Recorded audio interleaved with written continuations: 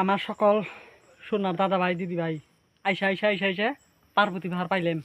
আর অল্প একটু দূর আছে, ওই যে অমুরে, ওই যে আটঙ্কে গেলে সিঁড়ি পাম। খালি আমাকে নকে থাকেন, পার্বতী পাহাড় নিয়ে যাবেন।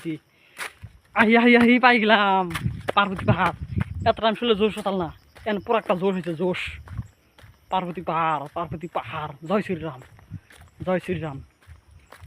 পার্বতী পাহাড়ে এমনিকে কতটা কষ্ট করছি, এই আজকে পার্বতী পাহাড় উঠুম, পাইলাম পার্বতী পাহাড়। এই যে এমনি কি ভিউ, একটা ভিউটা একদম অসাধারণ। কষ্ট বলে মালামি না, কষ্ট মালামি না। ভিউ ভিউ চারিমে ভিউ, খালি ভিউ।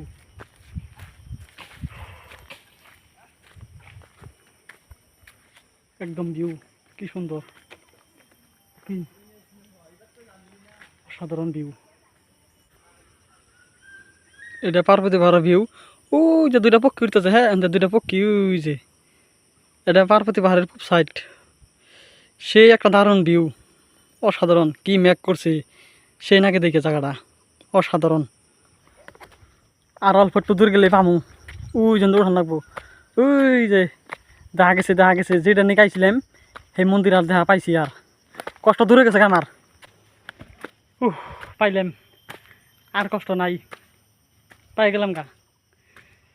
জয় শ্রীরাম। তো আপনারা আমার সাথে থাকেন, আমি নিয়ে পার্বতী পাহাড়টা দেখাবেন। একদম মন্দির, মায়ের মন্দির দর্শন করবেন, যেটা নিয়ে গাইছি সেই মন্দিরের দর্শন পামুই। আর অল্প একটু দূর, ওই যে দেখা গেছে মায়ের মন্দির।